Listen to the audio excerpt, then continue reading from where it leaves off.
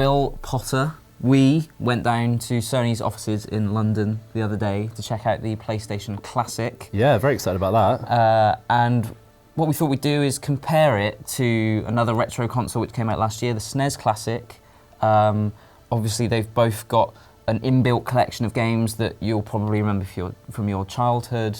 But what did you think about the PlayStation Classic, which we should say at this stage, although we got an hour or so of hands-on with it, it was not the final version, or at least it may not be final, so things could change. But from what we saw and played, what did it feel like? What did it look like? What did it smell like, Bill? Did it smell like my PlayStation from when I was a kid? Well, I didn't get a good sniff, but initial impressions are really good, actually. Right off the bat, I felt like this was a great nostalgia package. Like, as soon as you switch it on, you press that little power button on this tiny, cute little console, it felt like you're back in the 90s with that classic startup sound that sounds so good. Yeah. It filled the room with that noise. It's just so good.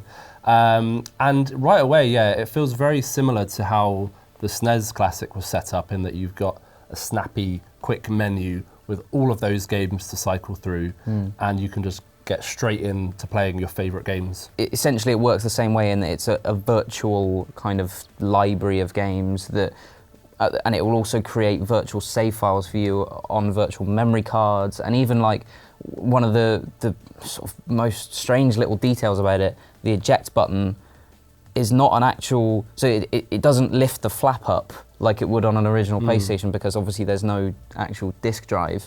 But some games, if they needed 2 discs back in the day, then you need to eject the virtual disc and put the other virtual disc into the... It's weird, but like it is a nice touch at the same time. I will miss the fact that I'll miss being able to lift the flap up and see the disc spinning around, because I used to love doing that when I was a kid. Yeah. But it works the same way in the SNES Classic in that way. Yeah, I love that they've added these quirky little details to make it feel a bit more like that original experience.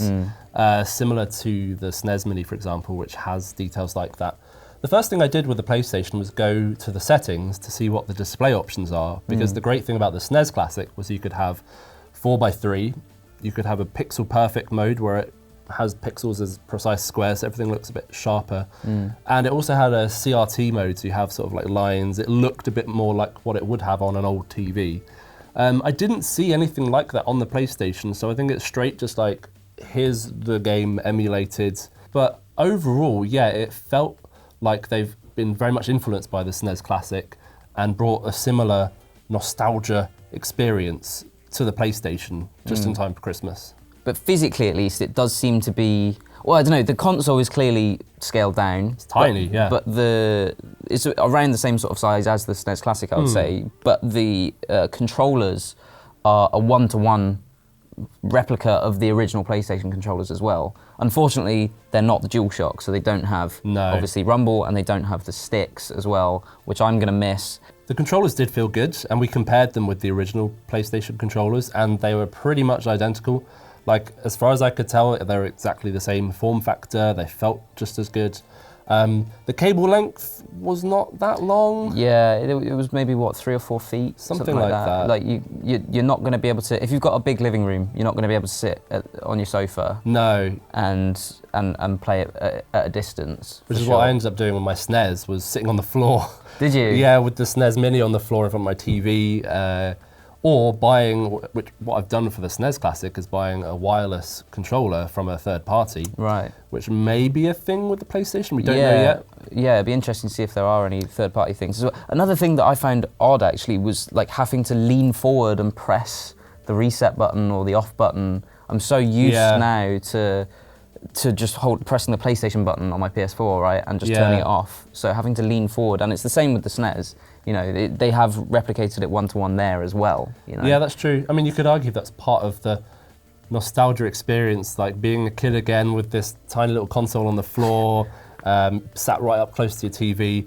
But then again, like, it's not very convenient, so it is a bit annoying. Yeah, but I think altogether, I think they're both very, very good replicants. Is that the word? Replicas. They're very good replicas. They're both very good androids. They're both very good replicas of the original consoles that they're trying to emulate. Yeah, definitely.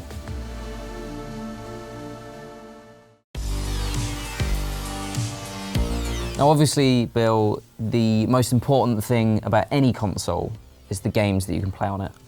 Now, the PlayStation Classic lineup has disappointed some people out there who feel that there are big games missing, stuff like the Spyro trilogy, Crash Bandicoot, Tomb Raider. What are your thoughts, given that the SNES Classic really does have the greatest hits of that console? Do you think the PlayStation Classic lineup is a little bit disappointing, or do you think it's got a sufficient amount of nostalgia and good games there? I don't think I could say that it does, you know? I think a lot of people were speculating before they announced the full list of what was coming to the PlayStation Classic. And yeah, I think the general feeling is it's quite disappointing. Like, you've got some great games on there, like Metal Gear Solid, Resident Evil, the original Grand Theft Auto. So there's some good PlayStation classics. Wow, what a mansion! Stop it! Don't open that door!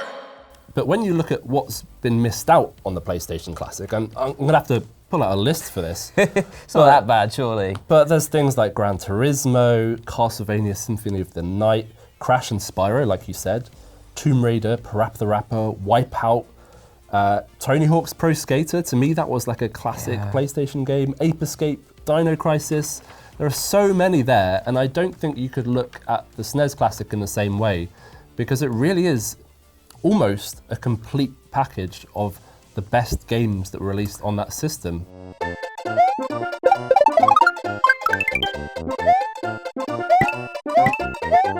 Well, not only that, but it also comes with Star Fox 2, which was obviously unreleased at the time. Yeah. So it actually comes, it's a complete +1.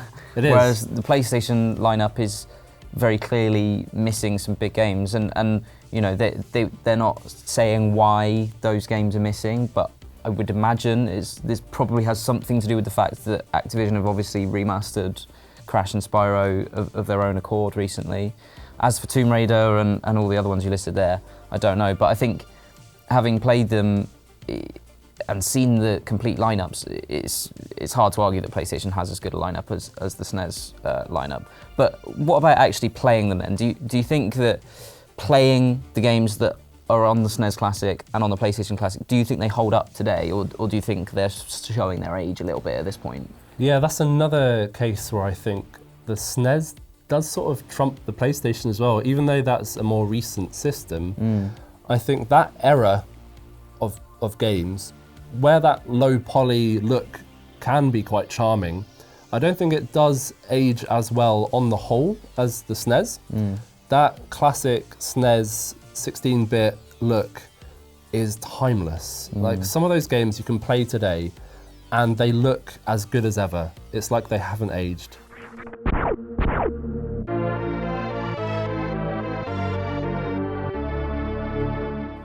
And a lot of indie games, a lot of games released today are looking like those classic games, because it's like, it still looks good. And I saw you trying to play some of the PlayStation games and not having the best of times. Whoa!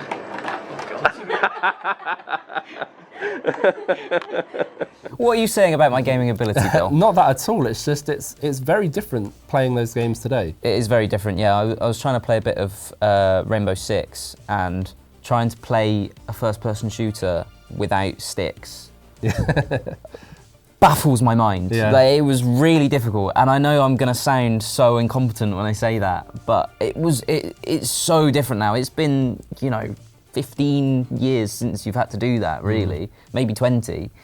So it does sort of take some getting used to, whereas I think, like you say, the SNES Classic, the style of game that it has, there's a lot of 2D platformers. We were playing a bit of Donkey Kong Country just now, and like that feels as good now as Tropical Freeze does on the Switch, It's like, I think the style of game that the SNES Classic has is probably, like you say, more timeless and less dated than the style of game that the PlayStation has. Yeah, for sure. And I just think, like, although the PlayStation Classic is a nice little package, it's missing so much that you can't really ignore that, and at the end of it you do feel a bit disappointed that you're spending more than you did on the SNES Classic and not having as many of those all-timers. It doesn't feel like a a complete sort of representation of the PlayStation to me. To me, it misses too many of those huge titles that were so iconic back then that to me it just feels underbaked. And I think for whatever reason that they couldn't get those games on there, I think that's going to be the big downfall of the system. And we did ask, are there any plans to introduce maybe, you know, downloadable titles further down the line? And they said currently that there are no plans to do that.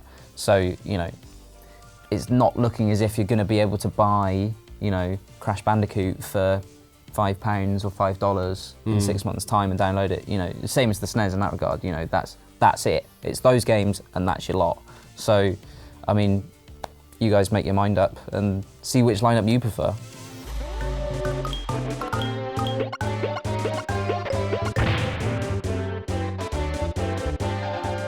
All right, Bill, holiday season is coming up. A lot of presents are going to be bought. A lot of presents are going to be unwrapped. If I was to be buying you a present this holiday season, which one would you want to be unwrapping? That's very nice of you. I think while both systems are very good bits of hardware, they have the look and feel just right.